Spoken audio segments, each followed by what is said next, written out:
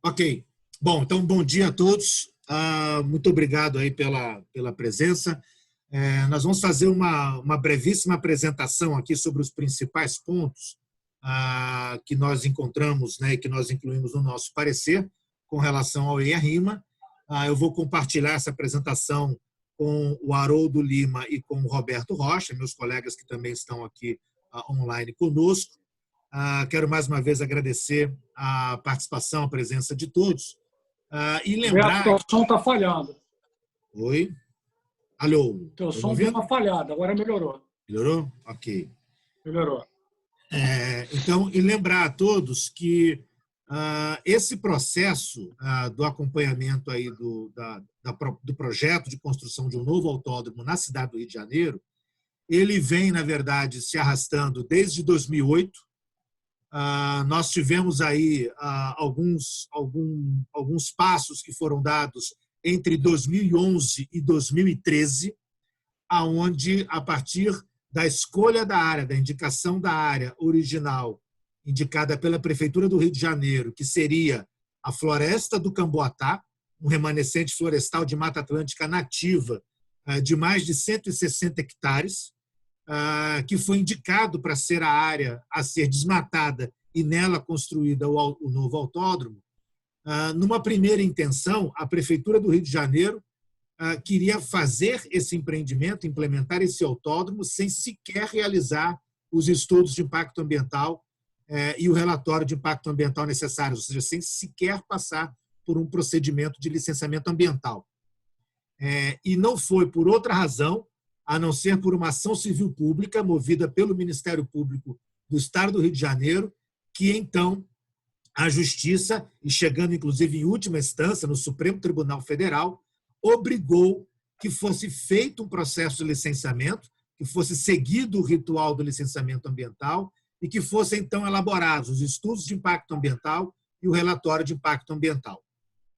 Então é importante a gente colocar esse contexto, porque nós estamos lidando com um empreendimento que já há 10 anos vem sendo planejado e intencionado de ser construído nesse espaço e que toda essa demora e todo esse atraso decorre única e exclusivamente da insistência em construir esse equipamento sobre uma área de floresta de Mata Atlântica nativa. Se os empreendedores, se os interessados na construção do autódromo já tivessem buscado uma alternativa, e a gente sempre insiste que há alternativas locacionais na mesma região, no mesmo bairro, com as mesmas condições de logística, de acesso, de oportunidades de construção que tem esta área do Camboatá, se já tivessem buscado essa alternativa, ao invés de insistirem na destruição de uma área de floresta, provavelmente até esse autódromo já tivesse sido construído. Paira, do nosso ponto de vista, uma dúvida se de fato querem construir um autódromo ou se apenas usam um equipamento esportivo que gera aí uma suposição de que vai trazer benefícios, de que vai gerar desenvolvimento, de que vai gerar muito emprego, e, a partir dessa argumentação, conseguirem, então, ocupar esse terreno, privatizar quase metade desse terreno, porque é isso que está no projeto, destruir essa floresta para, então, depois, contarem uma história de que não conseguiram construir um autódromo e vão destinar para outros usos, inclusive usos econômicos privados, essa área que hoje é ocupada com a floresta do Camboatá. Nós temos, então, sérias dúvidas sobre isso, mas o nosso assunto hoje aqui principal é tratarmos dos principais questionamentos ao EIA-RIMA. Então, esse EIA-RIMA, por força de uma decisão judicial, teve que ser elaborado. O consórcio que tem interesse, né, que venceu a licitação, mas essa licitação, inclusive, está sob júdice, contratou uma empresa privada, uma empresa de consultoria, para a realização desse EIA-RIMA. Fizeram esse estudo, entregaram ao INEA em novembro, no final de novembro do ano passado, e nós, então, o movimento SOS Floresta do Camboatá, que é um movimento composto aí por profissionais, por moradores do entorno da área da Floresta do Camboatá, por lideranças sociais, por pessoas que têm um compromisso com a proteção do patrimônio ambiental carioca, que não são contra a construção de um autódromo na cidade, mas que entendem que não faz nenhum sentido que esse autódromo seja construído às custas da destruição de um patrimônio florestal e ambiental, como é a Floresta do Camboatá. Nós conseguimos reunir um time de especialistas, de 16 especialistas em diferentes áreas, biologia, na parte de zoologia, de botânica, economia, urbanismo, ciências sociais, e nos debruçamos durante um bom tempo sobre todos os volumes. São, no total, mais de 1.500 páginas do EIA-RIMA.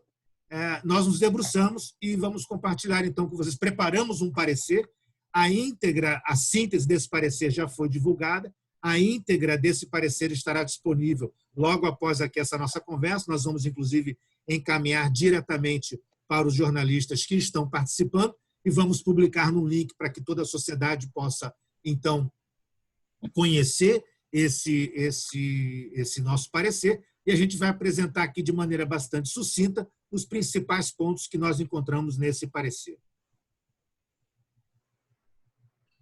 Bom, o primeiro questionamento que nós estamos apresentando, só para confirmar, vocês, mudou aí a tela de apresentação, né? Estamos numa parte de texto agora, correto? Ainda não. Ainda não. Agora sim. Agora Perfeito. sim. Obrigado. Bom, então, o primeiro ponto que a gente aponta como estranho e importante foi a maneira assodada com que esse estudo foi feito. Para as pessoas que não conhecem muito, não dominam esse assunto, pode parecer que, não, mas 4 meses é tempo mais do que suficiente para juntar todas as informações necessárias. Não, não é. E não é por um conjunto de razões. Primeiro, pela complexidade de uma floresta como a Floresta do Camboatá, pela complexidade do entorno, dos bairros do entorno, a complexidade socioeconômica desses bairros. Era importante analisar mais, coletar mais informações, e principalmente porque, do ponto de vista ambiental, do ponto de vista principalmente da fauna presente na Floresta do Camboatá e também da dinâmica de algumas funções ecológicas que essa floresta tem, é necessário que você tenha um tempo de análise, um tempo de monitoramento maior, para que você possa pegar reações e possíveis impactos sobre diferentes momentos em que essas funções são impactadas ou seriam impactadas caso houvesse a implementação de empreendimento como esse. Então, nós entendemos que esse período, e também porque foi um período apenas pegando o início do período chuvoso, isso tem uma implicação, o Haroldo vai depois comentar sobre isso no caso do levantamento de fauna. Nós pegamos um período muito curto do período chuvoso e certamente isso levou a análises incompletas e a uma coleta de dados que não permite, de maneira técnico e científica robusta, concluir efetivamente quais seriam os impactos da construção do empreendimento. Então, esse foi um primeiro ponto que a gente entende que é importante, que é relevante. É preciso que outros períodos, principalmente períodos chuvosos e um período mais longo de período seco, possam ser considerados, possam ter dados coletados na Floresta do Camboatá, para que as informações, então, que possam resultar nas análises sejam melhor complementadas. Um outro ponto, eu estou dando um tempo aqui para poder fazer aqui a transição do slide, um outro ponto que nós consideramos crucial na análise é que, em todo estudo de impacto ambiental, ele tem um componente que é o chamado, o que a gente chama de alternativas locacionais. O que é isso? Um empreendimento, quando é feito um EIA-RIMA de um empreendimento, esse empreendimento ele é apontado, olha, eu quero fazer este empreendimento neste local. O EIA-RIMA precisa analisar possíveis outros locais onde esse empreendimento também poderia ser feito. Isso é uma das maneiras de você mostrar no processo de licenciamento ambiental que aquele local, se naquele local é identificado um impacto ambiental importante, será que não há locais alternativos onde esse empreendimento poderia ser implementado? Na maior parte dos empreendimentos isso é possível, e no caso de um autódromo, como nós já mencionamos, um autódromo não é um empreendimento que está restrito a determinadas condições locacionais. Ele pode perfeitamente mudar de local, estar em outro local de acordo com as condições. E isso é dado no EIA-RIMA a partir de um conjunto de critérios que se define no estudo, que se adota no estudo, para comparar os impactos ambientais. E aí, quando eu estou falando de impactos ambientais, é importante entender que, embora o nome do estudo seja de impactos ambientais, ele inclui também os impactos sociais e econômicos associados ao empreendimento. Então, o estudo usou 8 critérios para fazer a comparação, mas deixou de fora, e nós vamos ver em detalhes antes do final dessa nossa conversa aqui, deixou de fora outros critérios que são fundamentais, essenciais para identificar o impacto ambiental, social e econômico sobre essas áreas. Nós identificamos claramente uma manipulação dos parâmetros para que fizesse, é o que a gente chamou de fazer o EIA de trás para frente. Primeiro eu decido que aquela área precisa ser a área cujo resultado vai ser o de menor impacto ambiental, e aí eu construo um conjunto de critérios e parâmetros para que dê esse resultado. E isso ficou muito claro quando a gente olha os critérios e os parâmetros que foram adotados pelos autores do EIA-RIMA. Além disso, a floresta do Camboatá abriga 18 espécies ameaçadas de extinção. E por toda a legislação, não só a legislação associada ao licenciamento ambiental, mas a Lei de Proteção da Mata Atlântica, o Código Florestal e a Constituição do Estado do Rio de Janeiro atribui às florestas que abrigam espécies ameaçadas de extinção condições especiais quando vão ser analisados os impactos de possíveis empreendimentos sobre essas áreas. E para evitar, para driblar, então, essas restrições legais, inclusive constitucionais, os autores optaram por simplesmente não incluir as espécies ameaçadas de extinção que eles próprios encontraram no estudo. Na verdade, o estudo aponta para 9 espécies, porque eles omitiram outras 9 espécies que constam da lista municipal de espécies ameaçadas de extinção para a cidade do Rio de Janeiro, mas no total são 18 espécies que ocorrem na área do Camboatá, que são ameaçadas de extinção, e eles excluíram essas espécies do estudo. Ou seja, há claramente uma tendenciosidade para que a área da floresta do Camboatá aparecesse como a de menor impacto na comparação com as demais. E a gente traz aqui uma ilustração, está mudando aí o slide, que pega 2 das áreas estudadas. Aqui está mostrando do lado direito é a área da floresta do Camboatá, em Deodoro. A do lado esquerdo é a área que fica próxima ao que eles chamam no estudo de área da Ambev, o vizinho à área da Ambev, no bairro de Campo Grande, também às margens da Avenida Brasil. Pois bem, pela análise que eles fizeram, quando a gente olha essas 2 imagens e olha, por exemplo, a quantidade de floresta, a quantidade de área verde natural que está sobre cada uma dessas áreas, fica muito evidente, né? E a gente costuma dizer que até para uma criança de 7 anos ela vai perceber que, olha, essa área do lado direito, que é a floresta do Camboatá, tem muito mais floresta. Se eu construir um autódromo em cima dela, vou desmatar muito mais área, o impacto vai ser muito maior. Mas não foi essa a conclusão que os autores do estudo chegaram. Pelos números, eles transformam o impacto em número, isso é um procedimento normal de ser feito, para que você possa fazer uma comparação numérica, quantitativa, e pela análise que foi feita, usando os critérios e os parâmetros adotados no EIA-RIMA, a área da esquerda, essa que tem muito menos floresta que a da direita, teria 3 vezes mais impacto ambiental do que a área da direita. E isso é óbvio que isso só demonstra o flagrante a manipulação dos critérios e dos parâmetros que foram adotados e que a gente, no nosso parecer, detalha cada um dessas manipulações e desses erros que a gente aponta. Eu vou passar agora aqui para o Haroldo, para que ele possa comentar sobre os problemas que nós encontramos com relação à flora e à fauna dentro do relatório. Haroldo, por favor. Bom dia a todos. Então, nós podemos iniciar falando sobre a relevância da única área de remanescente Mata Atlântica de terras baixas, que é a Floresta de Camboatá, com uma breve introdução sobre os estudos que o Jardim Botânico realizou na área, só para ler. Desculpa. Oi, alô, desculpa. Na hora chegou alguém aqui em casa. Eu estou sozinho, caiu? Tem que todo abrir mundo a porta. caiu? Bom, eu estou aqui. Ok. Desculpa, Mas eu não vejo a tela da apresentação. É porque ela interrompeu aqui, acho que deu uma... Deixa eu voltar para cá. Pronto. Desliga, por favor. Voltou. Ok. Eu vou deixar aqui as nossas carinhas aqui para mostrar o Haroldo aqui falando. Posso continuar? Por favor, Haroldo.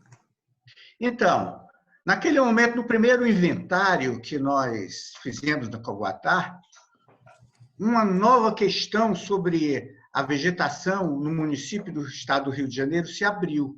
Porque, como vocês sabem, essa região do Rio de Janeiro ela foi muito visitada pelos naturalistas durante o final do século XVIII e durante o século XIX. Então, ela é muito bem conhecida, tanto na sua flora quanto na sua fauna.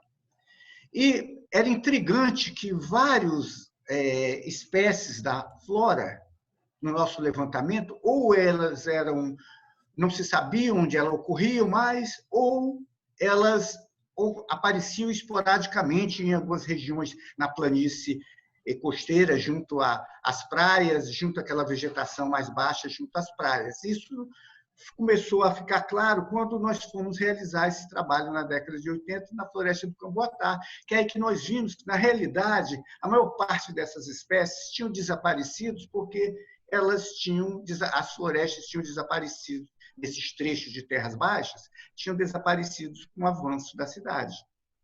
E, por isso, a importância daquela área como informação de como era a composição florística, principalmente dessas formações de terras baixas, porque é uma formação única, foi o que sobrou no município do Rio de Janeiro.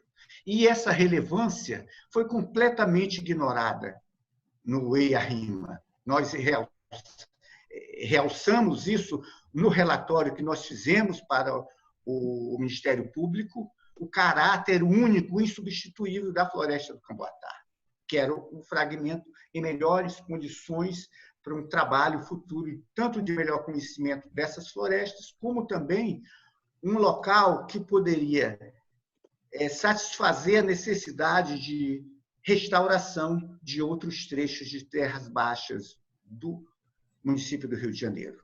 Então, por se tratar desse ecossistema único, não tem sentido o desmatamento da área ser compensado com plantio de árvores em outros locais, porque isso vai inviabilizar a restauração de outros trechos de terras baixas do município do Rio de Janeiro. Além disso, a sua flora é muito específica. Evidentemente que outros elementos ocorrem também nas encostas, que são os principais remanescentes florestais do município do Rio de Janeiro. Estão localizados nos três maciços: Jericinó-Mendanha, Tijuca e maciço da Pedra Branca. Não é? Mas essa singularidade florística e faunística dessa região não foi considerada no EIA-RIMA. E isso precisa ser revisto. E isso importa na grande importância na avaliação das locais alternativos, da importância de preservar a Floresta do Camboatá. Também a fauna segue o mesmo princípio. Ela, além disso, de ter uma fauna muito particular, e que foi, de certa forma, embora a flora tenha sido bem inventariada, não é o caso da fauna. Os inventários da fauna, inclusive do ERM, deixam a desejar quando você compara com os inventários que o nosso parecer leva em consideração, principalmente da avifauna.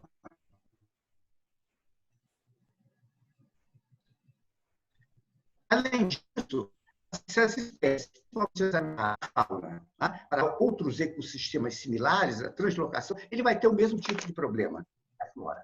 Não há espaços semelhantes para fazer essa translocação, ou aquelas espécies mais generalistas da fauna, e não há capacidade de suporte para recebê-las. Isso já demonstra que a relevância de preservar esse espaço, que é a floresta do Camboatá, como o único remanescente nessas condições.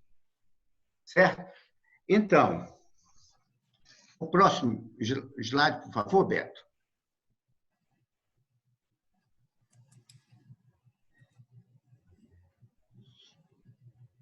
Opa, peraí. Aí. Então, além da elevada diversidade e singularidade de flora e fauna, não, o anterior, por favor. Isso. É o do além mapa, da né? singularidade, Ele está passando automaticamente, desculpa. tá? E riqueza florística da área, só esse slide anterior, pode voltar lá, Beto? Já mostra a relevância de se indicar. Desculpa, Haroldo, porque ele está com algum problema aqui de... Só um momentinho. Mas eu posso... Tá. Só um momentinho.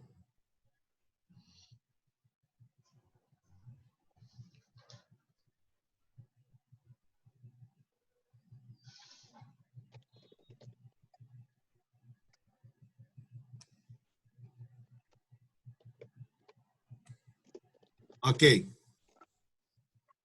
Ele ainda não apareceu, ainda não, Beto. Vai aparecer, vai aparecer. Agora sim. Tá. Então, além dessa singularidade e alta diversidade própria desse ecossistema, que é a floresta do Camboatá, floresta de terras baixas, ele está numa posição estratégica como ecossistema que faz a ligação entre os três maciços. Por isso que tem chamado a atenção tanto essa riqueza e particularidade florística, quanto da fauna, principalmente da avifauna.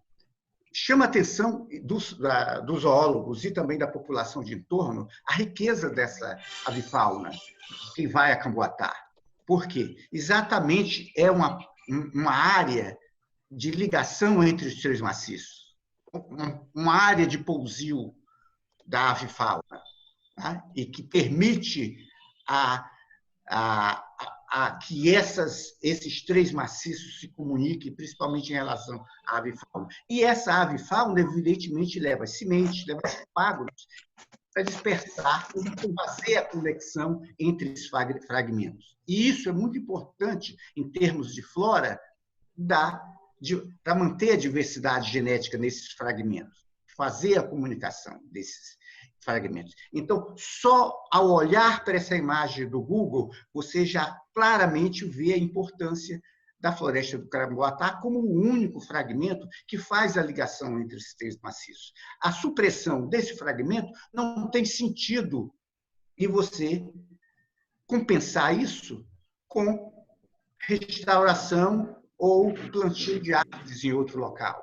Tá? Por si só, isso já é resposta de uma importância inegociável para autorizar a supressão da floresta do Camboatá, que é uma floresta que, além da sua fauna e da sua flora, o empecilho para justificar esse desmatamento inicial era que era uma floresta degradada, era uma floresta secundária. O que significa uma floresta secundária nas primeiras discussões dos defensores da supressão da floresta? Era que isso era uma floresta secundária, e secundária é que isso no passado foi pasto, e o que ocorreu, na realidade, foi, após a compra do terreno pelo Exército, a floresta foi regenerada.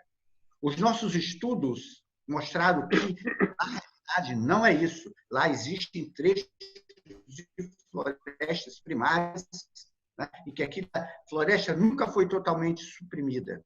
Isso foi confirmado pelos dados do próprio relatório e do estudo de impacto ambiental, que aquilo ali é uma floresta que sempre esteve naquele lugar e aquelas populações originais de muitas espécies que hoje desapareceram com o crescimento da cidade só sobraram lá.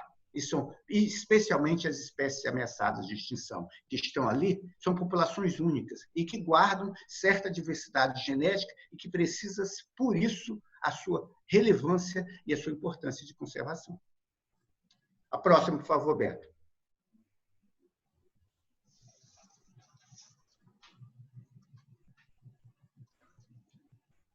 E aí algumas espécies, só para ilustrar, que já foi colocado, como foram citadas como espécies ameaçadas de extinção no estudo de impacto ambiental, e já, no nosso parecer também já tinham levantado. E como perfeitamente o Beto falou, eles apenas analisaram parte dessas espécies, né? Não incluíram na análise as espécies ameaçadas de extinção definidas pela prefeitura, as espécies ameaçadas dentro dos limites municipais, né? Que, com isso, da fauna e da flora, chamam para 18. Né? Essas espécies... Beto, pode voltar rapidinho?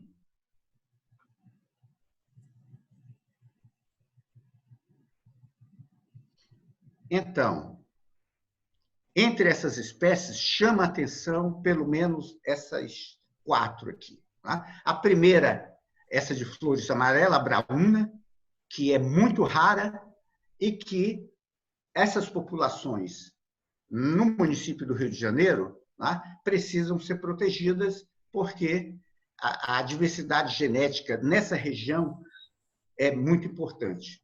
Mas 2 outras, o jacarandá e a agarapa, os estudos têm demonstrado que essas populações no Rio de Janeiro e em torno, elas geneticamente são distintas, embora essas espécies tenham uma ampla distribuição na Mata Atlântica. Isso é importante para garantir a manutenção da diversidade genética dessas 2 espécies, da agarapa e do jacarandá, manutenção das populações na floresta do Camboatá, que são únicas e são as populações mais densas no município, são fundamentais. Não tem como você dizer que a supressão em Camboatá não vai atingir e vai colocar em risco pelo menos essas 2 espécies. E em relação ao pau-brasil, voltamos àquela questão anterior que eu levantei para vocês, das espécies que são de áreas de florestas de baixada. É lá que ocorreu o pau-brasil. Por isso que o pau-brasil entrou em extinção. Não só pela sua exploração durante 5 séculos, mas também porque as florestas no município do Rio de Janeiro, onde eles ocorriam, foram completamente suprimidas. Sobraram alguns trechos costeiros de vegetação, como no Morro do São João, lá no Leme, e outros trechos lá em Guaratiba. Esses trechos, uma vegetação mais seca, onde ainda existem populações remanescentes de pau-brasil. Mas no município do Rio de Janeiro, basicamente, as florestas onde o pau-brasil ocorreu eram semelhantes a essas de Camboatá. Né? Camboatá hoje não tem pau-brasil, mas era um ambiente onde originalmente ele ocorria. E, portanto, uma área onde nós podemos reintroduzir populações de pau-brasil. É uma floresta muito rica, como vocês podem ver, e que também, né, o próprio RIMA estima, ela não é uma floresta degradada. Ela é uma floresta com mosaico de vegetação em estado avançado e intermediário. Muitas vezes, como foi proposto um mapa para a construção e para a supressão do autódromo, é impossível fazer esse mapeamento, porque são áreas de mosaico. Então, fazer um mapa onde estão e colocar o autódromo nas áreas em estágio inicial intermediário é impossível, porque isso é tudo misturado dentro da reserva, dentro da área do fragmento florestal. O próximo, por favor. Ok, Beto, pode ser. Então, outra área que eles reduziram a importância foram as áreas alagadas dentro do... O EIA-RIMA estimou, como vocês podem ver, cerca de 1 milhão de metros cúbicos. Né? E existe uma flora típica desse ambiente, né? E que também o EIA-RIMA, acusando dificuldade de acesso à área, não levantou a sua flora, típica de áreas degradadas. Então, é uma outra insuficiência do EIA-RIMA. A mesma questão foi colocada em relação à fauna. Então, há deficiência nos dados do EIA-RIMA no que se refere às áreas alagadas, e precisa ser complementado. Mas é uma área relevante, com cerca de 1 milhão de metros cúbicos de águas pluviais. Isso tem como vai ser discutido mais à frente, o projeto do autódromo, né, que prevê praticamente aterrar e impermeabilizar todas essas áreas vão ter que ir para outro lugar. E certamente a população de entorno vai sofrer com esse aterramento e com essa supressão de áreas, desse volume de água e desse, vamos dizer assim, desse coadouro de águas pluviais. Outra questão do EIA-RIMA é que os estudos, né, em relação à espécie ameaçada dos rivolídeos, dos peixes rivolídeos, o parecer simplesmente aponta a probabilidade de ocorrência na área, sem ter feito um trabalho de campo, uma prospecção e um estudo de campo em um período mais longo. E isso, certamente, tá, foi uma das razões porque eles não encontraram rivolídeo na área. Tá? Então, o relatório precisa ampliar o seu período de análise e de coleta de dados para rivolídeos, para ter uma resposta definitiva sobre a presença desses elementos da fauna na área. Próximo, por favor. Professor Haroldo, permita-me só fazer uma adição sobre essa questão do rivolídeo. Por favor. O rivolídeo, na verdade, é um grupo de peixes considerado extremamente ameaçado de extinção. E o que a gente chamou a atenção, na verdade, no nosso parecer, foi o seguinte: para uma das alternativas locacionais, que é justamente aquela que nós defendemos que seria a mais adequada, que é o campo do Jericinó, eles, os autores do EIA-RIMA, acrescentaram um valor de impacto ao Jericinó pela possibilidade de ocorrência naquela área dos rivolídeos. E omitiram o que está no próprio parecer do ICMBio, que eles mesmos pediram ao ICMBio, o ICMBio disse: olha, eu não tenho registro de rivolídeo dentro do Camboatá, mas muito provavelmente ele ocorre, precisa fazer um levantamento no período adequado. E aí os autores do EIA disseram assim: não, olha, eu perguntei para o ICMBio, ele disse que não tem rivolídeo na floresta do Camboatá, portanto, isso não é um impacto. Mas existe numa área ao lado do Jericinó, e então pode ser que tenha no Jericinó, então isso é um impacto. E aí, com isso, só nesse critério, eles já disseram: no Jericinó o impacto seria maior e no Camboatá menor. Ou seja, é uma demonstração clara da manipulação dos resultados que foi feito ao longo de todo o EIA-RIMA. Obrigado, Beto. Então, isso foi ótimo, porque aí, aqui na parte de espécie ameaçada de extinção, que eu tinha previsto falar isso lá, já não precisa. Então, está resolvido. Eu vou focar a parte de espécie ameaçada de extinção também na lisura da análise. Tá? Então, o que é que nós temos em relação ao laudo notório saber das espécies ameaçadas de extinção? Então, a primeira questão é que eles não incluíram no EIA-RIMA o quantitativo de espécies, de 18 espécies ameaçadas, 14 da flora e 4 da fauna, montante total. Só apresentaram 9 espécies. É a necessidade do EIA-RIMA complementar a análise de ameaças e apresentar um plano de ação para essas espécies. Tá? E em relação ao plano de ação, eles não levaram, em relação à fauna, principalmente essa questão. Não há possibilidade de translocação de algumas espécies da fauna para outros locais do município do Rio de Janeiro.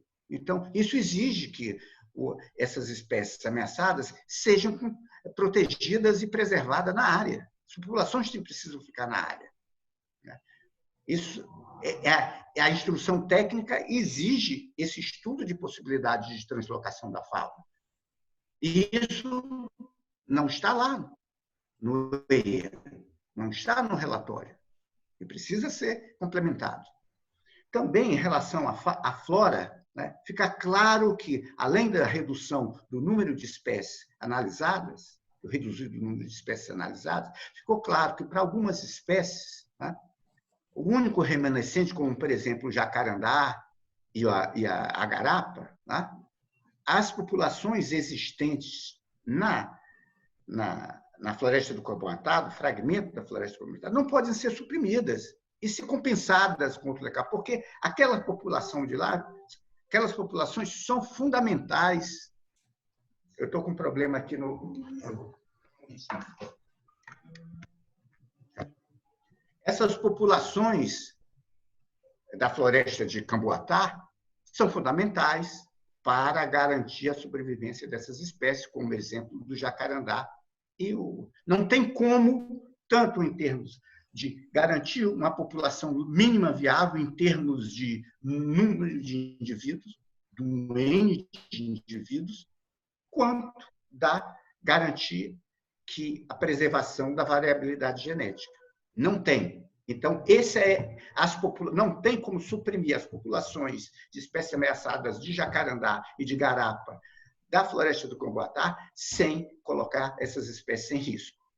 Isso, claramente, você vê que o laudo manipulou essa informação e trabalhou com uma área de distribuição dessas espécies muito mais ampla. E essa análise ampla não contempla os remanescentes no município do Rio de Janeiro. Ou seja, não existem outros locais no município do Rio de Janeiro com a qualidade genética daquelas populações da floresta do Camboatá. Essa é uma questão muito importante. Isso foi subestimado em relação...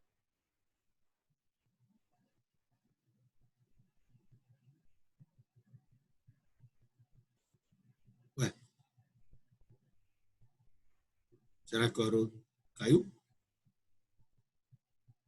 Bom, deixa eu ir passando aqui, porque a gente também está com a nossa hora, só que algumas espécies, algumas imagens da fauna ameaçada. Eu vou passar, então, acho que o professor Haroldo teve um problema na conexão lá, mas vou passar, então, para o Roberto Rocha, que vai nos comentar aqui sobre a questão, os últimos pontos de questionamento. Roberto, contigo. Bom dia a todos. Obrigado, Beto.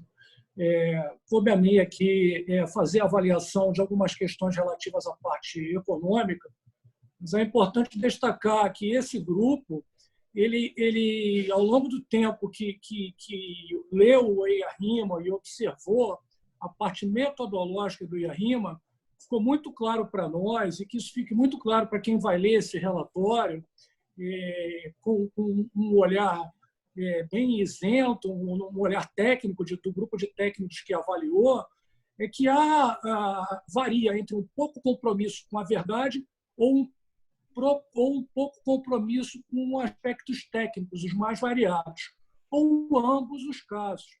Por isso é que esse grupo solicita que esse EIA-RIMA seja complementado para que ele possa trazer para a sociedade uma análise melhor, uma análise mais real do que existe. Nenhum EIA-RIMA vai conseguir traduzir a grandiosidade de uma floresta, de toda a sua fauna, de todos os processos ecológicos, de todos os serviços ambientais que uma floresta proporciona. Então, para nós, da área ambiental, é muito complicado admitir ou pensar na possibilidade de uma supressão de uma floresta de 2 milhões de metros quadrados. E ainda mais um EIA-RIMA que foi feito de um prazo tão curto. Então, por exemplo, A parte de infraestrutura, quando nós analisamos, e o Beto vai concluir no final dessa entrevista, os fatores que nos levaram a entender que esse EIA-RIMA ele é, no mínimo, tendencioso ou pouco técnico, ele se usa, por exemplo, como em outros fatores que já foram falados, fatores mais da ordem biótica, de flora e fauna, metodologias inadequadas ou incompletas.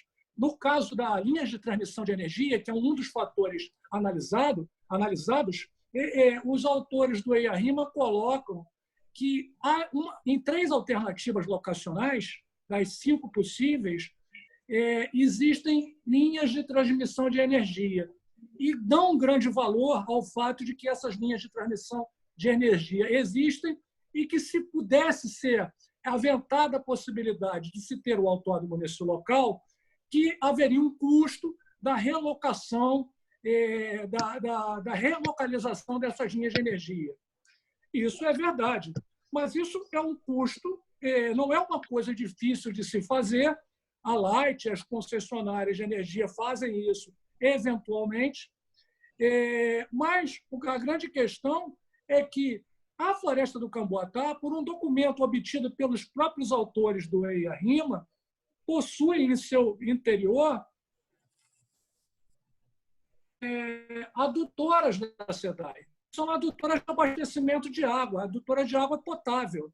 Então, isso não é considerado. Então, isso é considerado como um impacto para descartar outras áreas que seriam, ao nosso ver, mais adequadas à instalação de um autódromo, mas não consideram que dentro da própria floresta existe uma adutora. Existem 3 adutoras.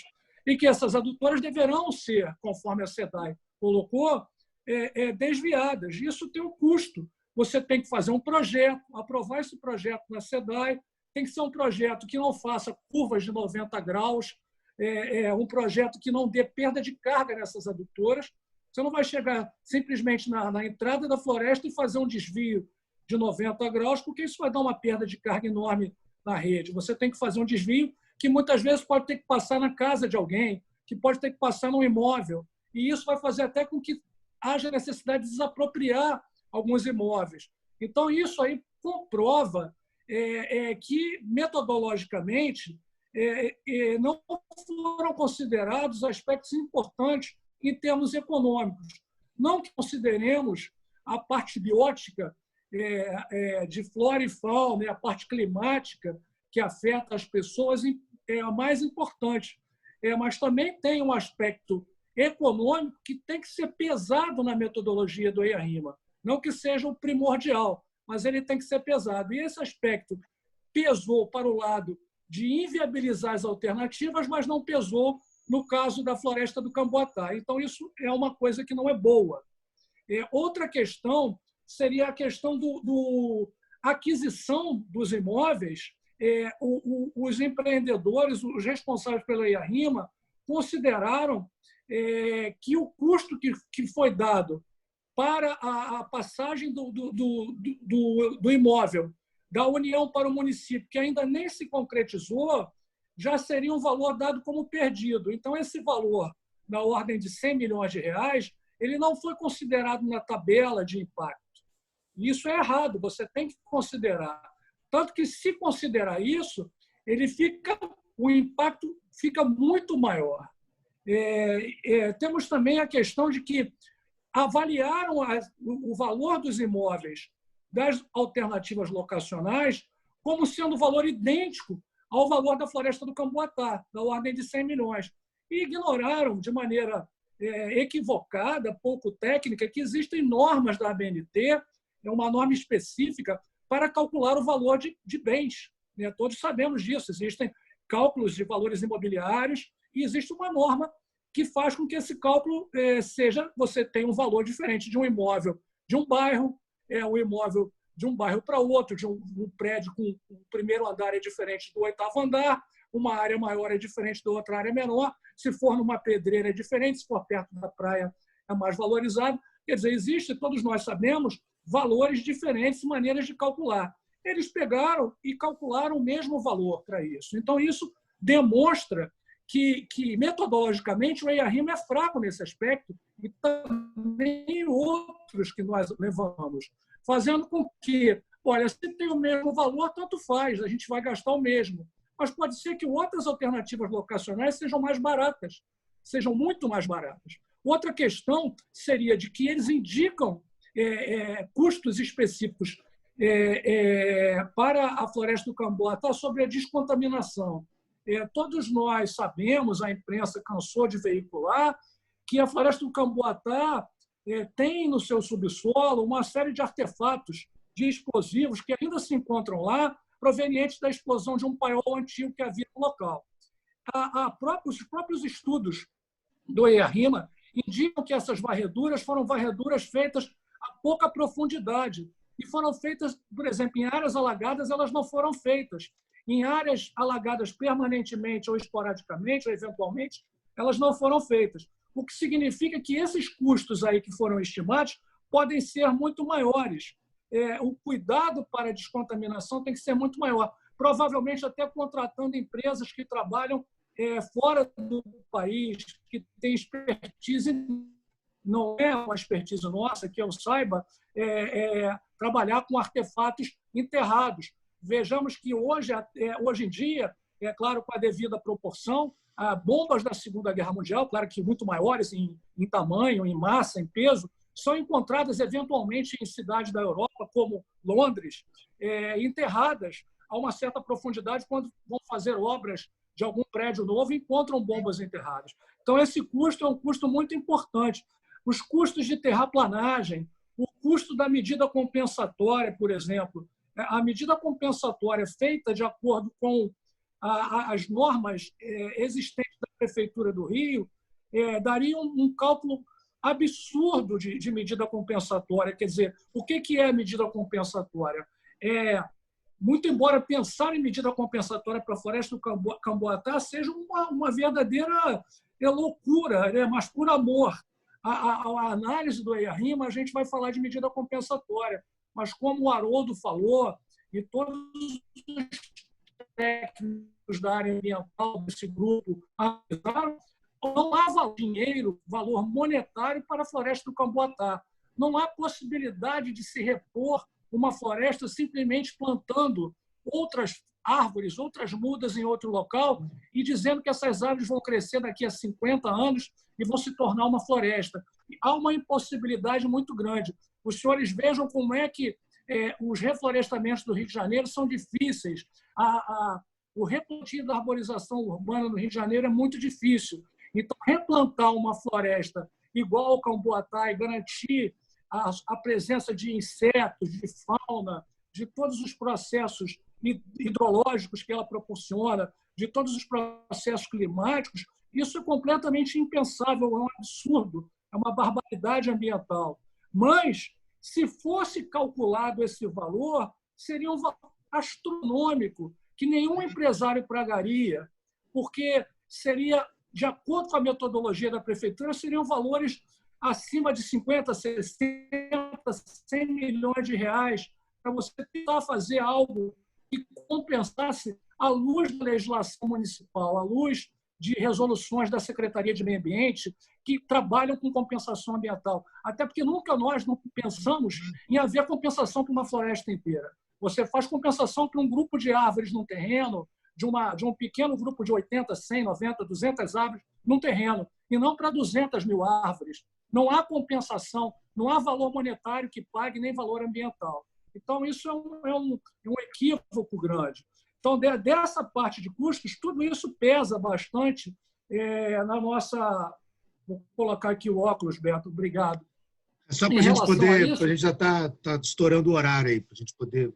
Perfeito. Eu acredito que seja muito importante, então, para quem vai assistir esse vídeo e que vai analisar, e essa metodologia usada pelos empreendedores no EIA-RIMA, ela tem uma série de falhas, uma série de buracos que são tendenciosos para colocar a floresta do menos impactante, tanto em termos de falsácia. É uma mentira que tem que ser desmontada.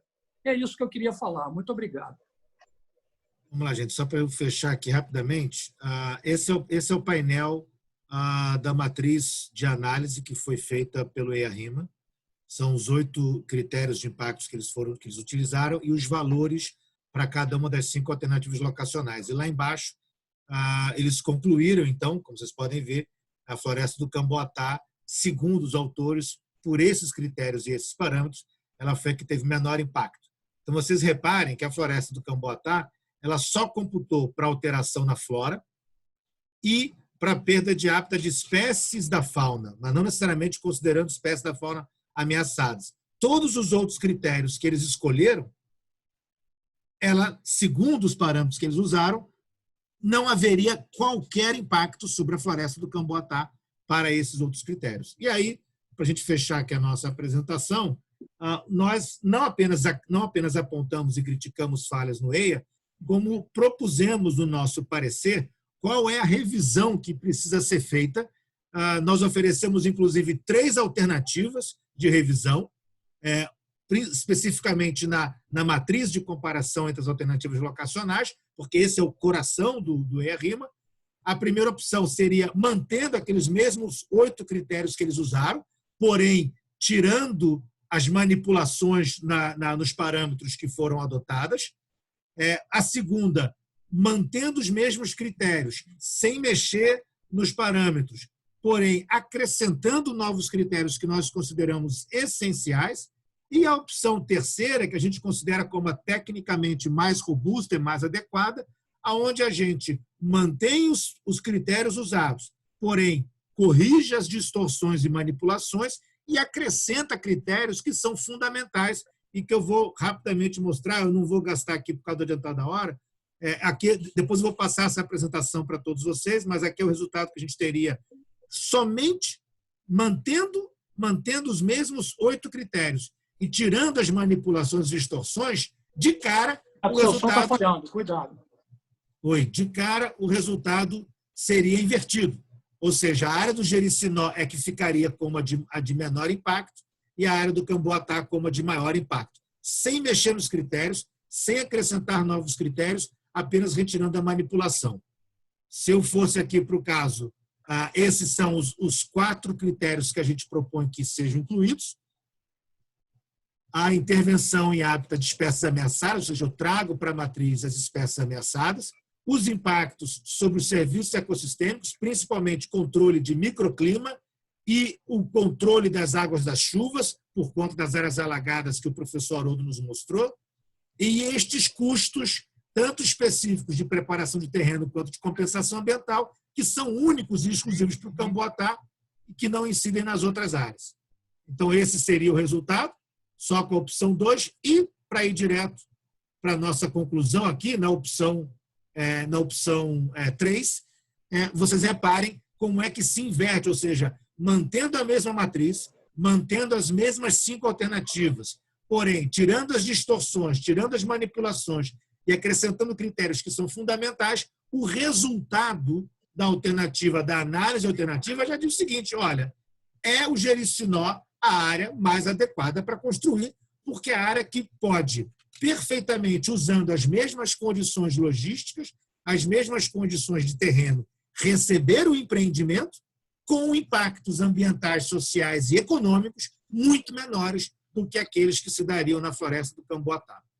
Então, por último, já nos estendemos até mais do que o previsto, essa é a nossa situação atual. Esse processo ele ainda está tramitando. A Comissão Estadual de Controle Ambiental, que é a quem cabe decidir sobre a licença, se concede ou não a licença ao empreendimento, ela, antes de dar essa decisão, ela precisa realizar uma audiência pública e ela precisa considerar o parecer técnico do INEA. O INEA, ao contrário do que saiu em uma reportagem do jornal o Globo, o INEA não emitiu nenhum parecer sobre o EIA-RIMA ainda, portanto, não há nenhuma indicação se deve ou não conceder a licença, e a audiência pública ainda não foi realizada. A audiência estava convocada para o dia 18 de março, ou seja, na primeira semana que começou as restrições devido à pandemia da Covid-19. Na sexta-feira anterior, o governador publicou um decreto impedindo que eventos como, por exemplo, uma audiência pública fossem realizados, porque eles pressupõem aglomeração de pessoas.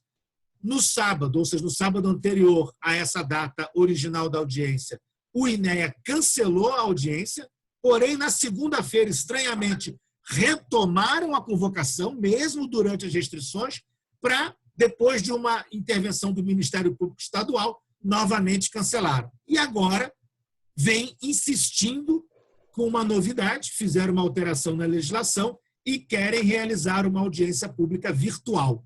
A audiência pública é essa que excluiria, obviamente, as pessoas que não têm acesso às ferramentas digitais ou não têm acesso aos equipamentos adequados ou não têm acesso aos planos de dados ilimitados que permitiriam a sua participação.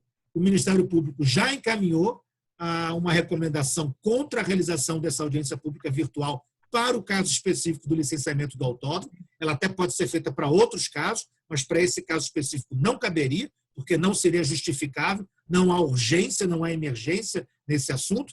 E, enquanto isso, é importante que a gente registre que, ao contrário do que de vez em quando sai por aí, a área do Camboatá continua sob a guarda e responsabilidade do Exército, ela continua sob propriedade da União, não houve uma transferência da área para o município e a parceria público-privada não foi assinada, porque ela, inclusive, está sob investigação, o processo licitatório está sob investigação com suspeita de crime de improbidade por conta tanto da questão do envolvimento da empresa na elaboração do edital de convocação, quanto também por não cumprimento da empresa declarada como vencedora, não cumprimento de pelo menos 3 exigências que estavam previstas no edital. Então, gente, pedindo desculpas aí por nos alongarmos demais nessa apresentação, mas acho que foi importante a gente dar esses detalhes. A gente conclui aqui nessa apresentação e ficamos aí à disposição para as perguntas que eu espero que todos tenham. A gente pode ficar à disposição aqui nesse momento, mas também mais à frente em outras oportunidades. Tinha uma pessoa que tinha levantado a mão aqui primeiro, eu não vi quem foi. Deixa eu só voltar aqui para... Deixa eu interromper aqui o compartilhamento da tela e voltar aqui para a nossa apresentação.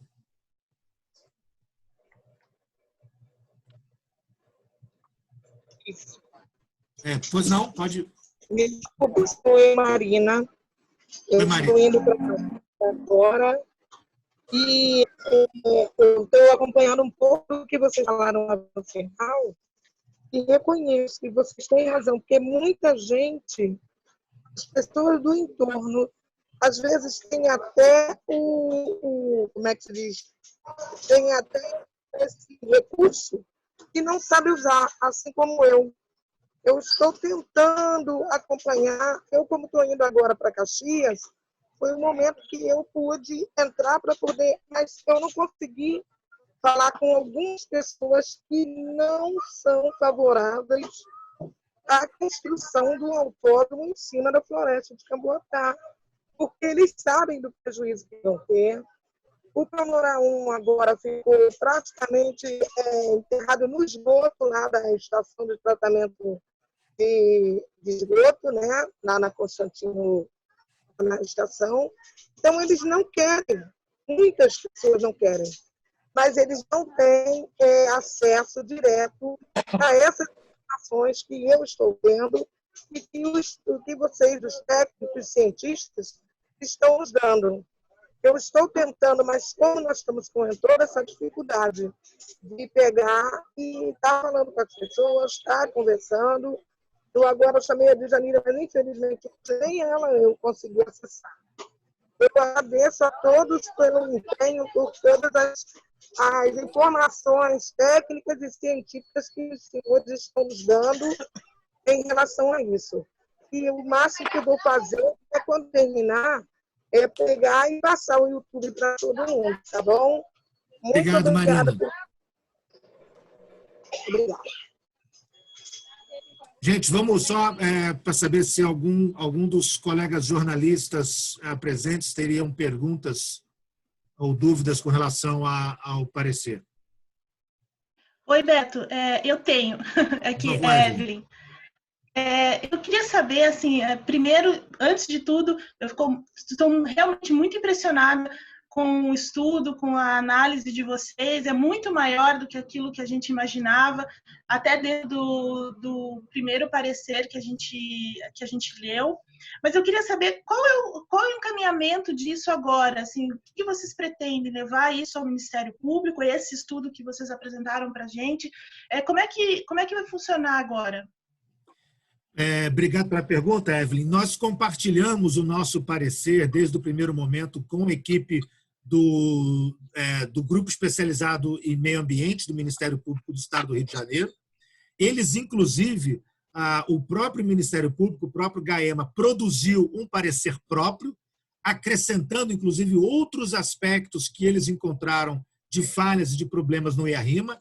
Eles já encaminharam ao INEA, que é o órgão licenciador, então o momento agora é de enviar, protocolar junto ao INEA esses questionamentos. Então, o Ministério Público já encaminhou o seu próprio laudo, incluindo o nosso parecer como um anexo, e nós estamos protocolando esta semana a íntegra do nosso parecer, tanto junto ao INEA, como órgão licenciador, e também junto à Procuradoria-Geral do Município do Rio de Janeiro, que, segundo nós apuramos, não tem sido consultada, não tem sido considerada ao longo desse processo. Então, esse é o nosso próximo passo, mas lembrando que esse nosso parecer já foi, como anexo, entregue junto com o parecer do Ministério Público do Estado do Rio de Janeiro ao órgão licenciador, que é o INEA.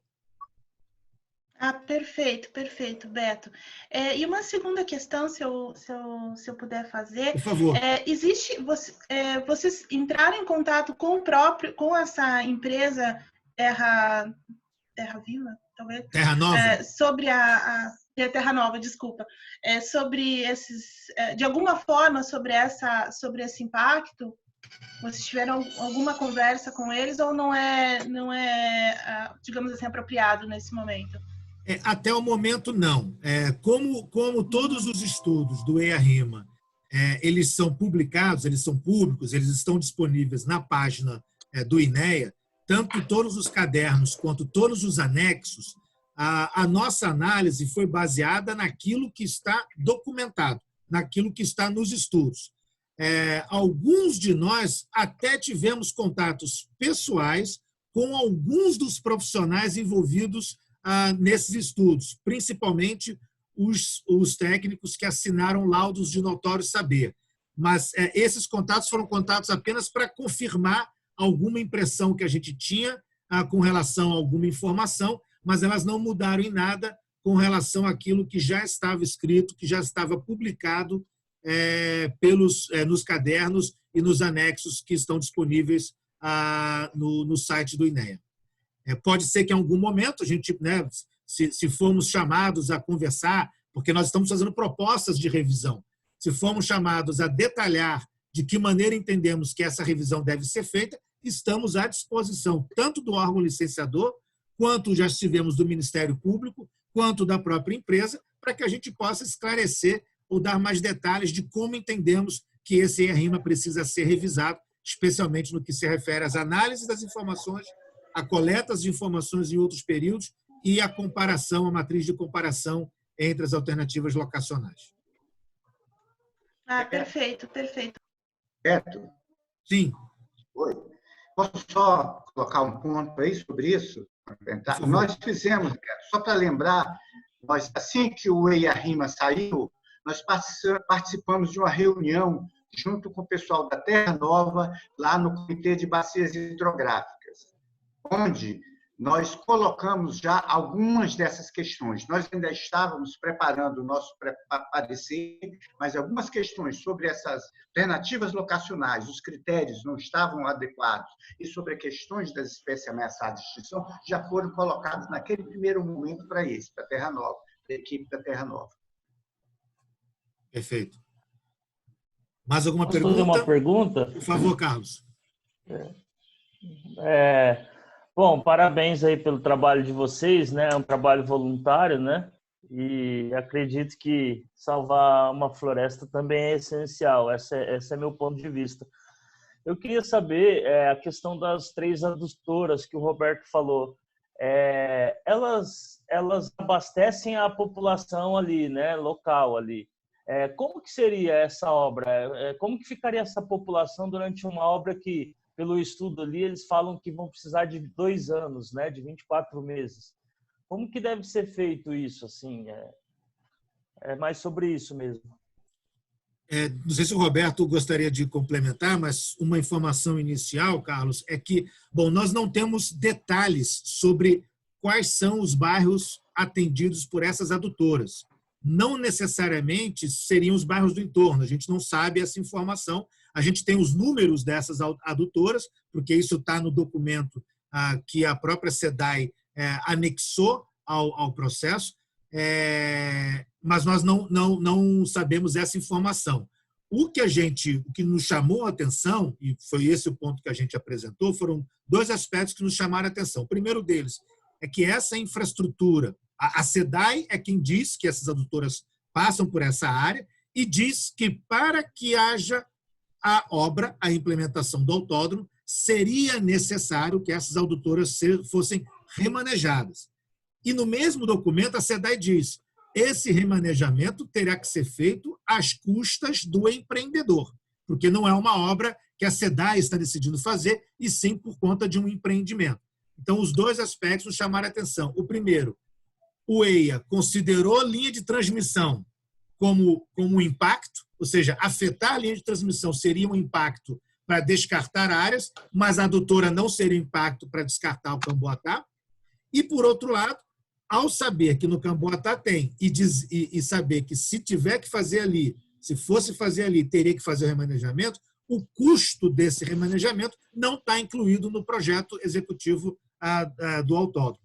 Então, essas são as 2 informações. Além disso, essa informação, essa questão que você levanta, é uma outra questão também que preocupa. Quer dizer, durante a obra de remanejamento, como é que fica as populações que são abastecidas, independente se são as do entorno ou não, como é que elas ficariam com relação a essa obra?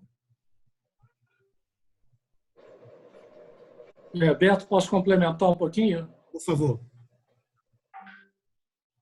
É evidente que quando a gente fez essa análise aí em relação à adutora, foi para, vamos dizer, demonstrar que o EIA-RIMA não considerou esse fator como um fator importante no caso do Camboatá, mas considerou nas outras alternativas. Então, um esquecimento que houve, entre aspas, de não se citar essas adutoras. O que você está falando é do incômodo de faltar água para a comunidade na hora de um remanejamento. Mas não só esse incômodo. Você imagina a destruição de toda a floresta, o barulho das máquinas, o alto nível de poluição sonora para a construção de um autódromo, a remoção, o elevado nível de material particulado, de poeira, movimentação de caminhões, ruído. Isso só na fase de implementação de qualquer obra, vocês sabem disso. Barulho, mobilização de uma série de pessoas, de caminhões, tratores, isso tudo.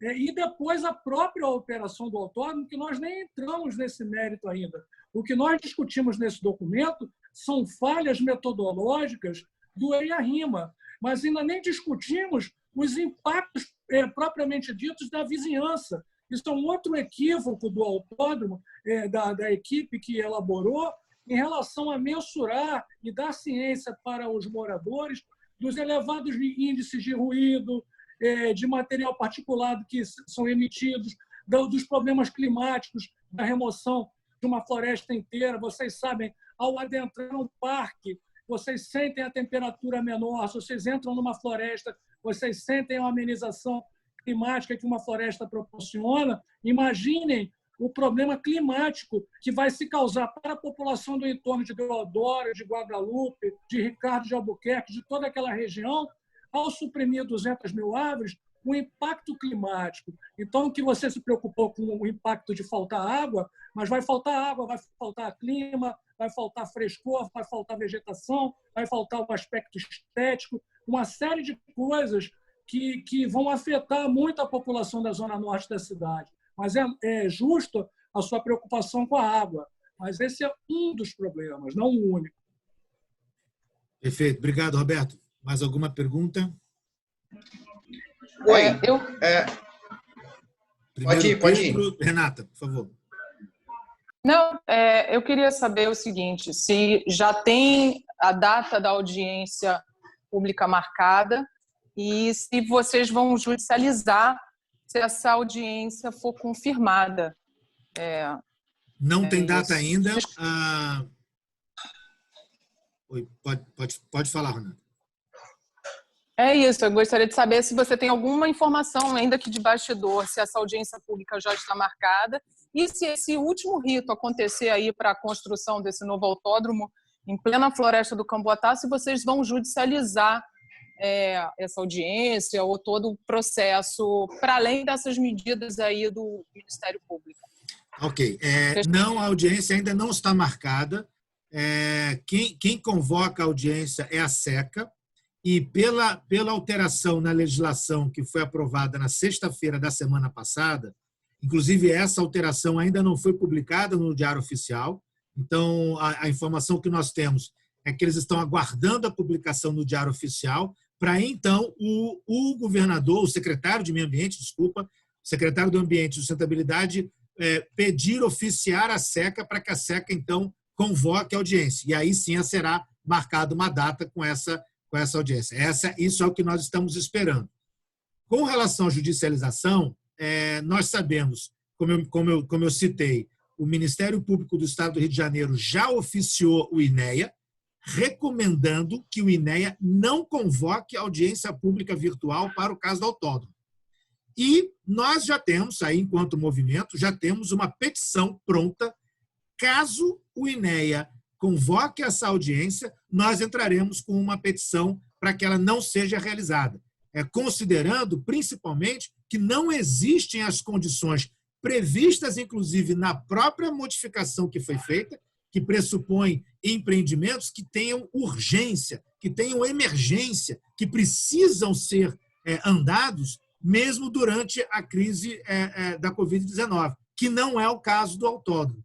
Então, a gente tem empreendimentos de abastecimento de energia, tem empreendimento de abastecimento hídrico. Nesses casos, existe uma emergência e uma urgência. No caso da construção do autódromo, não.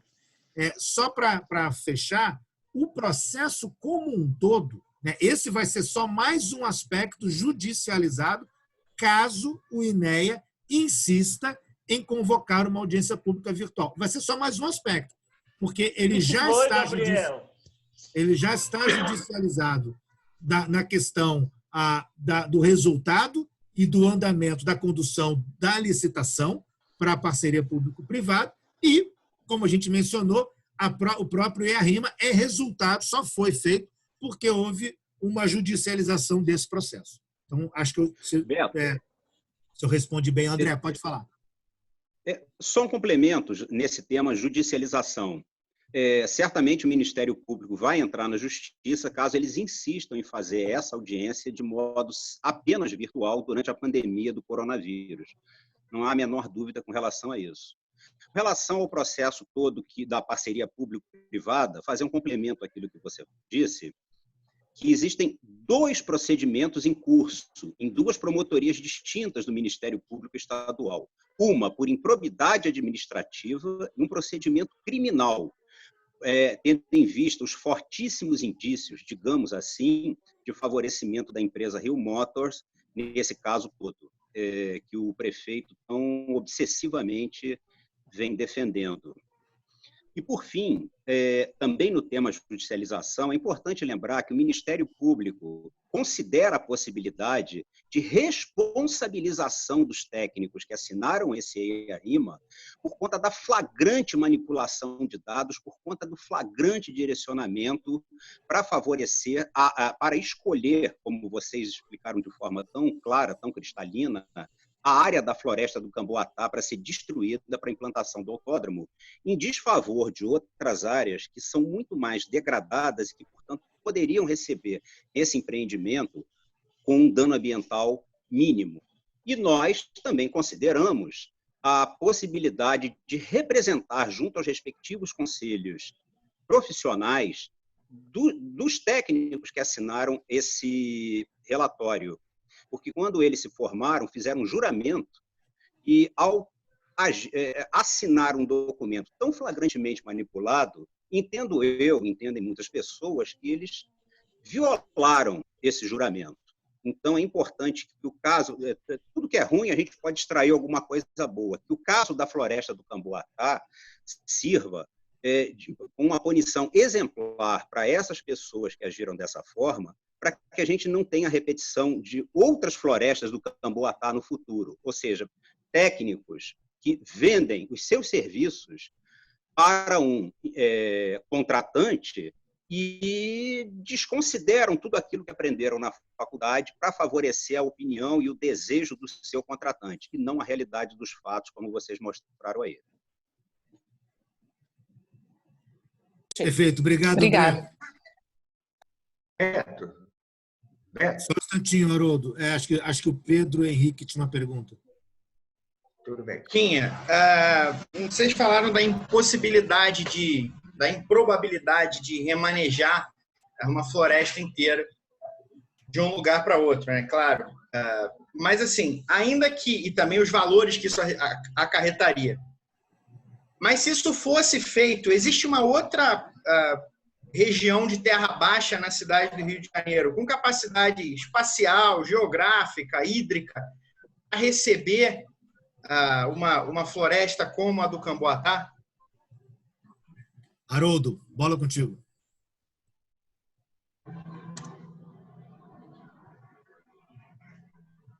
Então, a restauração de um ecossistema não se reduz à transferência dos elementos da fauna e da flora, né? Existe toda a integração entre o ambiente e esses elementos da fauna e da flora. E sabe que hoje, no contexto de restauração, se trabalha para, inicialmente, recuperar a funcionalidade básica do ecossistema. E no que se concerne à floresta do Camboatá, é praticamente impossível você fazer isso. Transplantar uma floresta para um espaço no Rio de Janeiro que já não existe, a maioria desses espaços onde existiam florestas de terra baixa são ambientes completamente degradados, que precisam se recuperar solos, precisam se recuperar a parte hidrográfica, tá? E isso praticamente impossível. Então, isso ficaria muito mais caro, evidentemente. E pelos espaços, tá, que nós teríamos alternativos, não tem sentido você fazer esse transplante da floresta. Não tem experiência sobre isso, não tem modelos a ser aplicados e não existem experiências no mundo fazendo isso. Então, nós seríamos, vamos dizer assim, os pioneiros em fazer esse tipo de restauração, de mudar uma floresta de lugar. Obrigado. Entendi. Obrigado. Mais alguma pergunta? Só complementando de maneira muito singela o que o Haroldo falou, os próprios vídeos que nós colocamos no YouTube e as próprias argumentações muito simples que nós fazemos, né, que não precisa de ser nenhum técnico de nível superior, por que replantar uma floresta em função de destruir uma floresta adulta? Isso é um contrassenso, uma contradição absurda, que qualquer criança percebe. Por que você vai destruir uma floresta inteira, está prestando seus serviços ecossistêmicos, ambientais, controlando as enchentes naquela região? Como foi dito, ela armazena muita água. Ao ser removida aquela floresta, toda a população do entorno do Camboatá vai sofrer com enchentes, vai haver uma demanda muito grande nas redes de drenagem do município.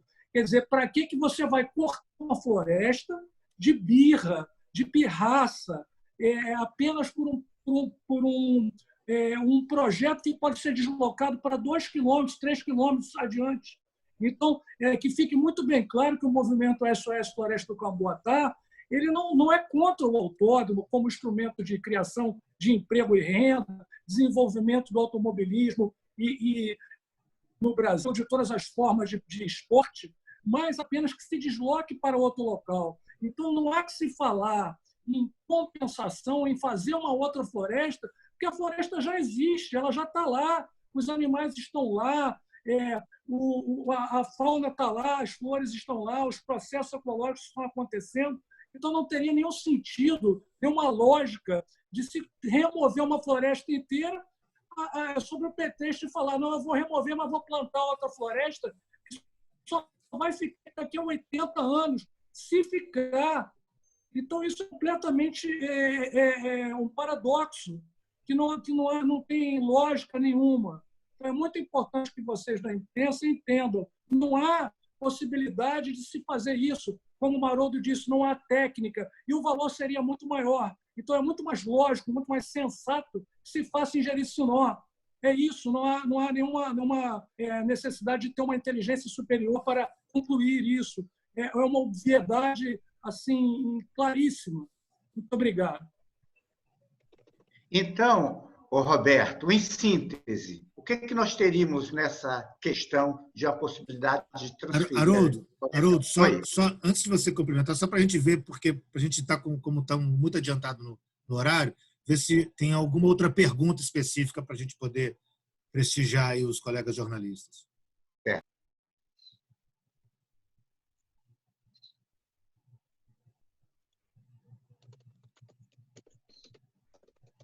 Alguma pergunta adicional, gente? Não, Beto, da nossa parte aqui, parece que foi tudo bem esclarecido. Obrigada, mas com certeza a gente vai voltar a falar com vocês durante esse tempo. Obrigada pela atenção. Perfeito. Haroldo, por favor, para a gente poder encaminhar o fechamento aí. Você está no mudo. Ok, Beto. Então, só numa síntese. Então, a mudança da floresta, né, entre aspas, para outro lugar, quer dizer, o custo seria maior, o risco seria maior, né, e você não teria capacidade técnica, como falou bem o Roberto, para fazer essa transferência. E, evidentemente, que numa análise de computar esses custos, numa análise de alternativas locacionais, evidentemente que ia ponderar a inviabilidade. O custo seria tão alto na transferência da floresta que imediatamente mostraria que outra alternativa locacional seria muito mais viável. Tá? Mas eu queria aproveitar, Beto, só para fechar aquela questão das espécies ameaçadas de extinção, para ficar mais claro para todo mundo. Então, onde está a manipulação, que é o que eu queria fechar, e caiu, e eu saí da conferência, da videoconferência, onde está a manipulação em relação às espécies ameaçadas de extinção? Bem simples. No que se refere à flora, espécie ameaçada de extinção da flora, o que foi feito? Eles coletaram bem os dados, mostraram que existem essas espécies ameaçadas de extinção e investiram em justificar que existem populações fora da área do Camboatá que justificariam a supressão das populações na floresta. Não é verdade. Como eu mostrei para vocês, as populações dessas espécies ameaçadas da floresta são importantíssimas, são fundamentais para garantir a sobrevivência dessas espécies, né? A diversidade genética dessas espécies. Em relação às espécies ameaçadas da fauna, a estratégia de manipulação foi outra. Eles simplesmente fizeram um esforço amostral pequeno para esconder a informação, dizer que não existiam essas espécies na floresta de Camboatá, ou elas eram irrelevantes e poderiam ser resgatadas e transferidas para outros locais, né? Eles não levaram em consideração que, por exemplo, que muitas espécies endêmicas e ameaçadas da ave e fauna, elas são fundamentais. A floresta do Camboatá é fundamental para esse fluxo, né, entre os três maciços. E eles simplesmente ignoraram isso, a importância disso na conservação dessas espécies ameaçadas de extinção. Então, essas foram as estratégias de manipulação em relação às espécies ameaçadas de extinção, ou dizendo que as populações existentes de flora em Camboatá não são importantes, ou dizendo que as espécies ameaçadas da fauna são raras e não são importantes também, ou não existe informação, como no caso dos ervolídeos. Obrigado, tá? Obrigado, Haroldo. Se não tivermos nenhuma outra pergunta, nós vamos, então, fechar aqui a nossa conversa e agradecendo mais uma vez aí a todos os jornalistas que atenderam ao nosso convite para que a gente possa ter tido essa conversa.